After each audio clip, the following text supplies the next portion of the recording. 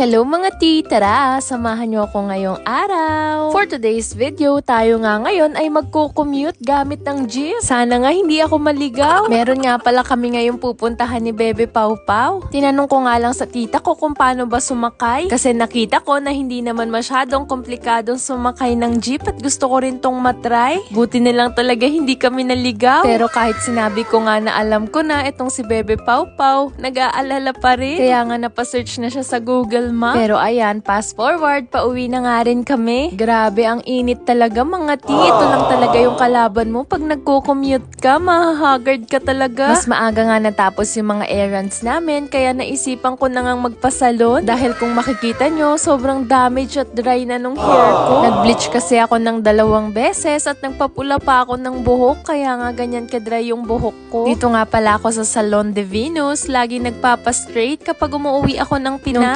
2022 kasi nagustuhan ko talaga at nabuhay ni Kuya Jomar yung buhok ko. Pero sabi niya nga ngayon, wala na daw talaga.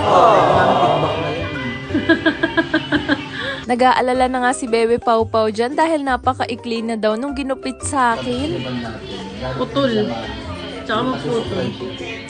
Pagkatapos nga gupitin, iba-Brazilian daw yung buhok ko. Tapos nagpakulay nga rin pala ako ng dark brown. At itong si Bebe Pau Pau nga, kagabi nagpagupit siya ng buhok. Kaya lang nakikita nyo ba may mahaba dyan sa harapan at gusto nga daw niyang pagupit. At dahil sa kabila nga lang yung barbershop, sabi ni Kuya Jomar siya na daw maggugupit. At akala ko nga gupit lang ang gusto niya. Maya-maya nagpakulay na rin kay Kuya Jomar. Aba, yung maarte na nga rin to si Pau in Japan nyo. Char! Pero dahil matagal na nga rin yung kulay niya, kaya sabi ko, i-go na nga niya. Dahil kitang-kita na nga yung highlights niya, mga tea. At tada, ito na nga yung kinalabasan, mga tea. Ang ganda nga nung kulay ng buhok ni Bebe Pau Pau. Habang ito ngang buhok ko, binabanlawan na nga, mga tea. Pero hindi pa nga tayo matatapos. At ito na nga, nagda-dryer na nga tayo ng buhok. Pero habang binabanlawan nga yung buhok ko, binilan pala ako ni Bebe ng kwek-kwek at milk tea. Finally, makakakain na rin ako ng kwek-kwek. At syempre, binigyan din natin si Kuya Jomar dyan ng milk tea at kwek-kwek para marami nga siyang power sa pagsabunot sa akin.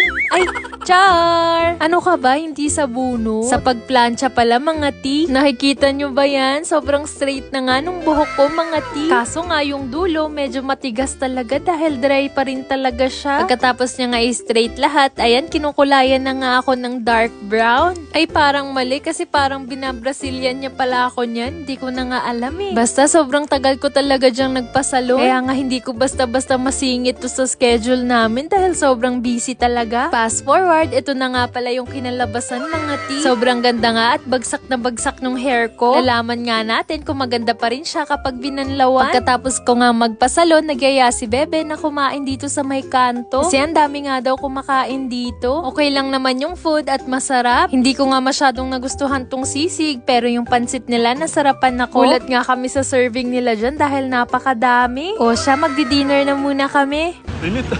Ano? Ang init. Ah. bago luto eh. I hope you enjoyed this vlog. Thank you for watching. それじゃあ、またね. Bye bye!